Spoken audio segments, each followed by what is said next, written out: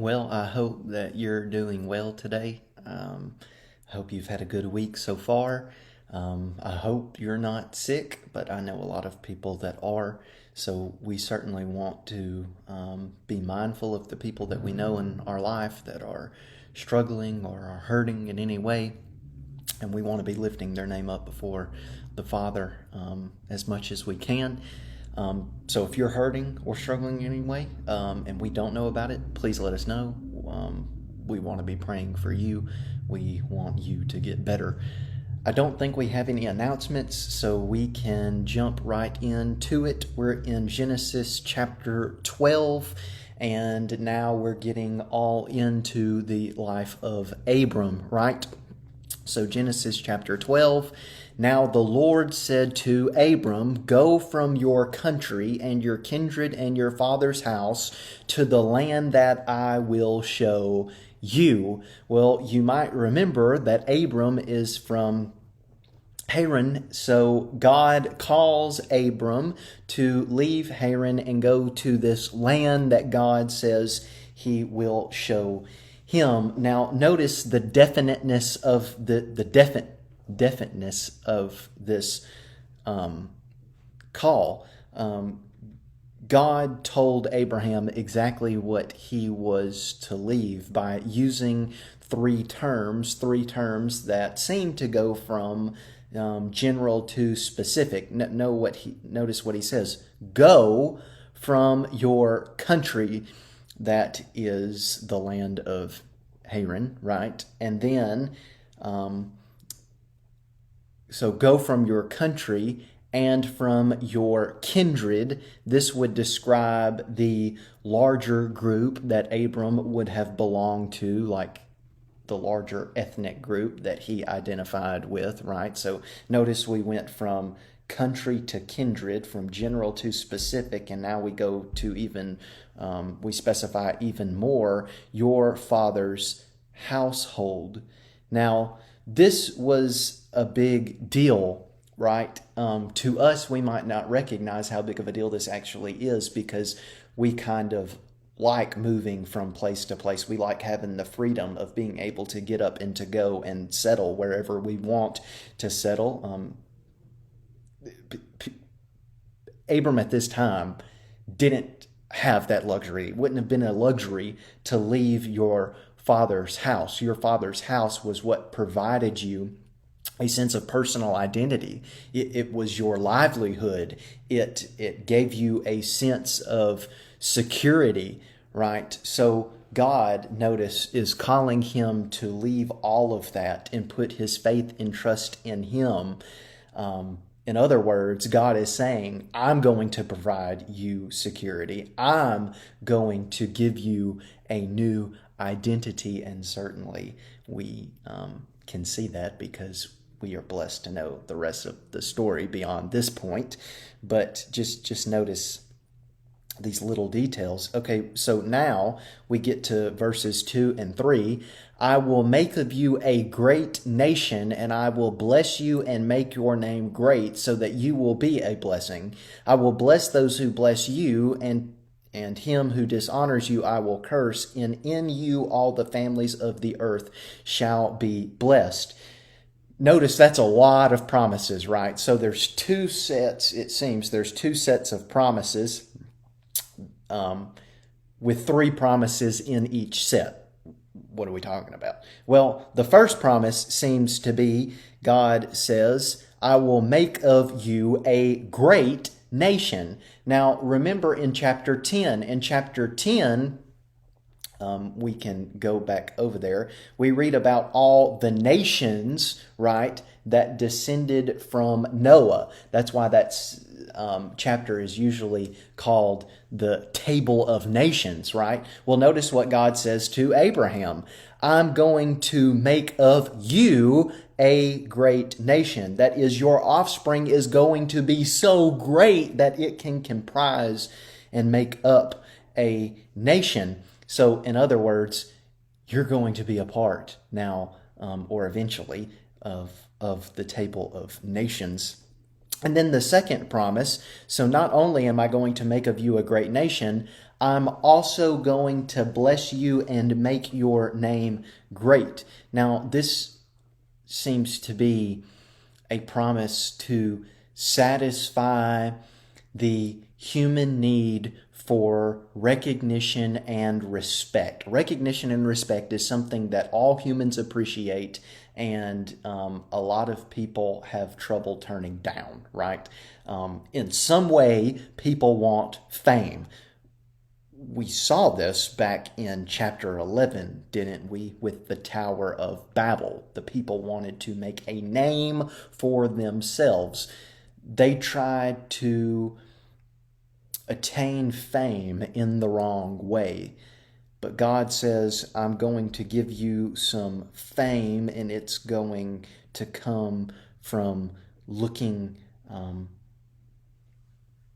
to me, right? So then we get the third promise. God's going to make his name great. I got those out of order. Everything I just said applies to he's going to make his name great. I jumped ahead of myself. God said, I'm going to make of you a great nation. I'm going to bless you and make your name great. What exactly does he mean? I'm going to bless you. Well, perhaps we should be thinking of probably our word for success. You're going to have good health. You're going to have fertile land. You're going to have a fruitful womb. You're going to have security. You're going to have armies of people, all these different things, right? But notice that the word blessing entails future realization, right?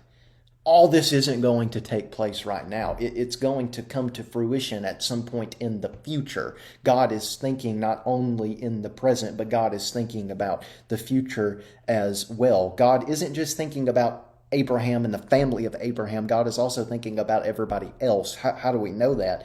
Because in between these two sets of promises, notice what he says, so that you will be a blessing. That is to say, if people want to be blessed by God, they're going to have to come in contact with Abraham and his family, because Abraham is going to be the agent by whom God is going to bless others.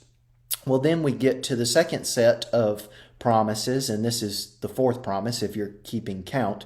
I will bless those who bless you, and I will curse those who curse you. That's the fourth and fifth blessing. Notice that this has to do with how people interact with Abraham. If they hinder the plans of Abraham in any way and thereby hinder the plans of God, God is going to pronounce a curse upon them. If they harm Abraham or his family in any way, God is going to pronounce a curse upon them. But for the people that let God's plans come to fruition, for people that further the plan and the will of God, God's going to provide a blessing for them. So notice that blessings can be found through Abraham, and that's going to continue into the future. And then finally, notice the sixth promise, and in you all the families of the earth shall be blessed. God, again, is working for the benefit of all. All right, so we get to verses 4 through 6. So Abram went as the Lord. So notice he didn't hesitate. He acted immediately upon the call of God. So Abram went as the Lord had told him, and Lot with him. Abram was 75 years old when he had departed from Haran. And Abram took Sarai, his wife, and Lot, his brother's son, and all their possessions that they had gathered, and the people that they had acquired in Haran, and they set out to go to the land of Canaan. When they came to the land of Canaan, Abram passed through the land to the place at Shechem, to the oak of Moreh. At that time, the Canaanites were in the land. Okay, well, this is where it starts to get good. But why is it that Abram had to leave the land of Haran in order to prosper? Well, in order to answer that question, we have to think about what God was wanting. God was wanting a way for people to worship Him as the true God, and He wanted them to worship Him alone as the true God. Well, think about the land of Haran. We've already talked about the land of Haran being like a hub for idolatrous worship, right? They worshipped all sorts of things.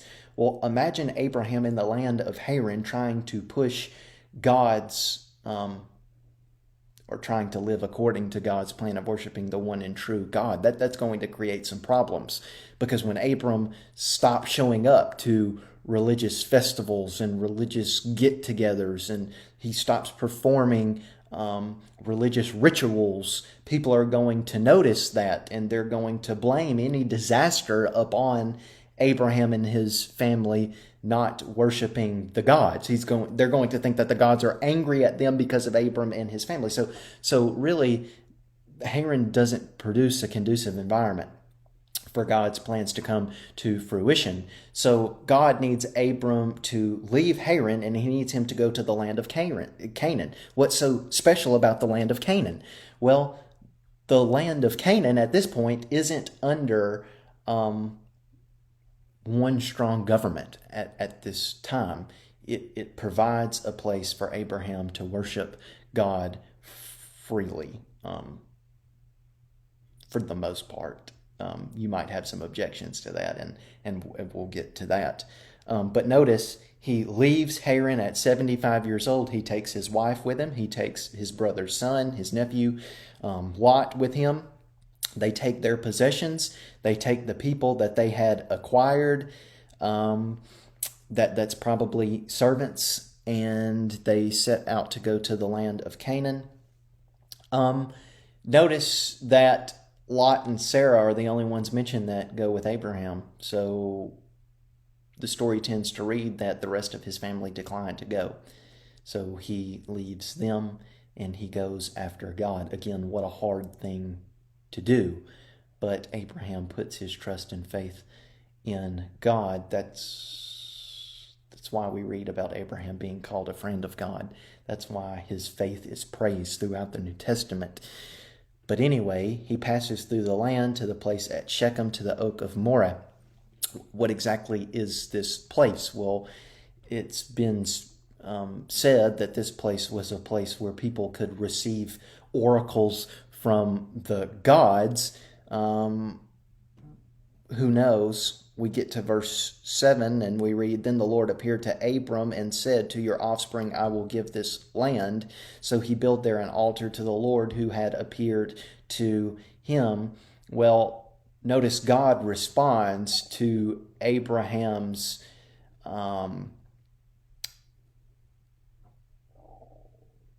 immediate reaction to the call, right? God is sort of giving Abraham some assurance that he's going to be okay, that he's going to be with him. And in response to that, Abraham shows his devotion. How? He builds an altar to God. How exactly did he build an altar to God? Well, he probably stacked some stones upon each other. He could have made a mound of dirt and used that as an altar. What did he do on the altar? We assume that he offered some sacrifice, but the text doesn't say that he offered a sacrifice. If he did offer a sacrifice, what did that consist of? These are things that I wonder. Maybe you're wondering the same types of things. I'm not sure. Either way, he expresses his devotion to God, and he does it freely and spontaneously. He doesn't have to go to some cult or shrine and perform some type of religious ritual to express his devotion. This is the type of thing God wants, right? Well, then we get to verses 8 and 9. From there he moved to the hill country on the east of Bethel and pitched his tent. So notice that he's going east. He passes Bethel, and Bethel is on the east, and Ai is on the west side of him, and it said that he pitches his tent. That leads us to think that he stayed there a period of time. So notice that Abram is now moving about the promised land, and we see from there he moved to the hill country on the east of Bethel and pitched his tent with Bethel on the west. Bethel's on the west. That would make sense. I said it wrong. If he went through, Bethel would, if he went, what did the text say? He was on the east of Bethel, so Bethel would be on his west, and Ai would be on his east. I'm sorry for getting that confused. And there he built an altar to the Lord and called upon the name of the Lord, and Abraham journeyed on, still going toward the Negev.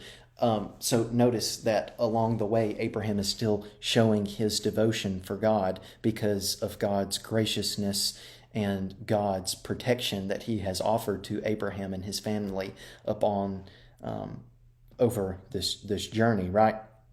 Well, up until this point, Abraham hasn't. Well, we got to stop. We're running out of time, and that will get us into another section to discuss next week. So I hope you have a great rest of the week. I can't wait to see everybody Sunday. God bless.